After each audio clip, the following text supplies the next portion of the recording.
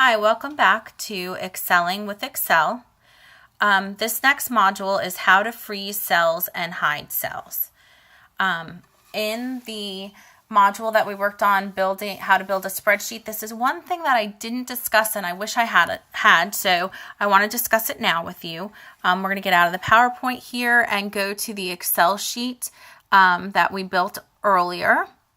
So if you have a existing Excel sheet similar to this one and you want to freeze the panes, freezing the panes means that when you scroll up or down, those particular rows or columns will be locked into place. So right now, if I scroll down, I can't see what what my headers are. Or if I scroll to the right, there goes my students' names and I have no idea who I'm working on. How annoying is that?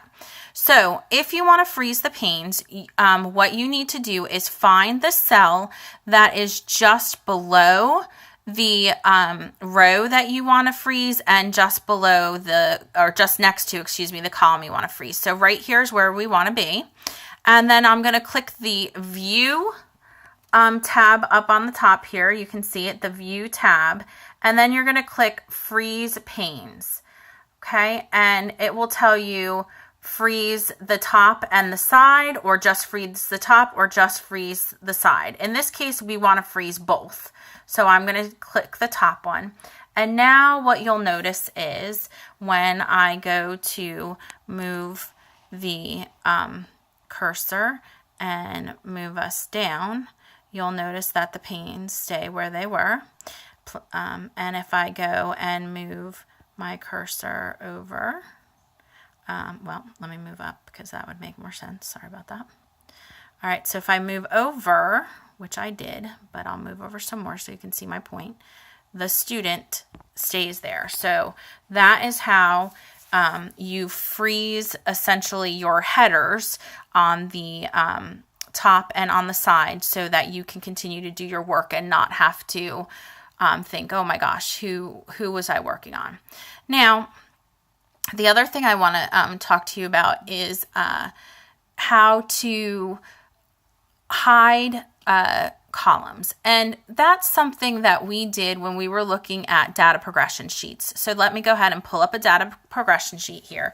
And when we have mid-year conferences, it might not be necessary for us to look at what happened at the beginning of the year. We might want to just focus on the mid-year scores. So as you know, these data progression sheets are quite long and can go, across many different cells. So let's say we want to cut down what we're seeing and only focus on a particular time of year. So what you can do is you come to the top section here and you're going to right click, and then you have the option of hide, and then you're just going to hide the cells that you don't want there.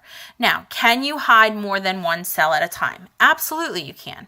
So let's say I want to hide everything except the fall score. So I'm going to hide this. It's fall. I don't want to see all that other stuff right now. All of this right here. This is all January scores.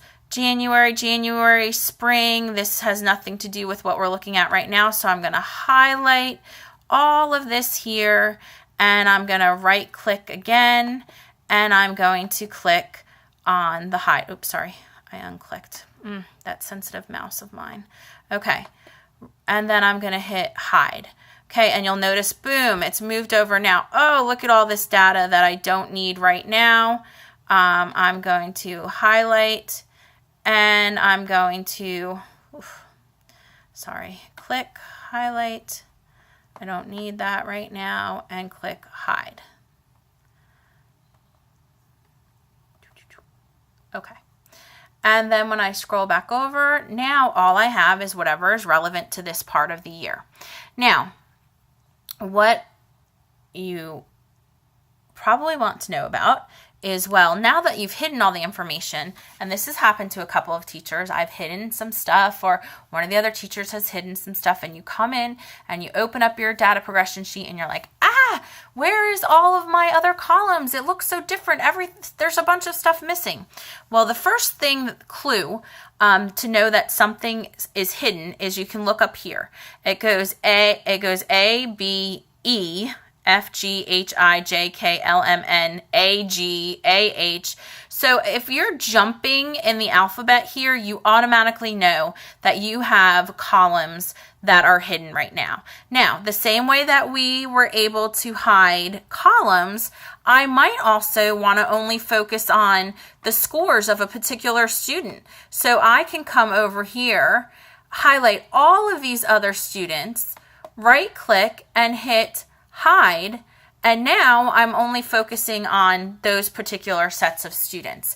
So if you need to, for example, print out data progression sheet information on a student because you're going to go to eStat, you can hide all the other students in your class, then press print, and only the student you chose not to hide will be printed out. So that's a great way that you can use this function. Now you have half your data is hidden and you're panicking, you need to enter more information, where is everything?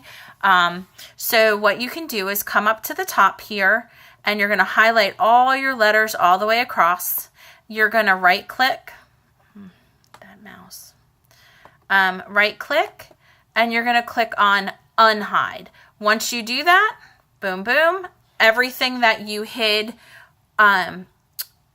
in the columns has come back, but you'll notice everything from the rows, the horizontal has not. So you're going to need to come over here, highlight on this side, and hit unhide.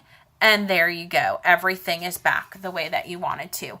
And please know that if you save your data and you have things hidden, the next time you open it, you can still unhide that information. So don't worry that because something is hidden that you'll never be able to get it back if you saved it and closed it and open it up again. It can stay hidden for as long as you like.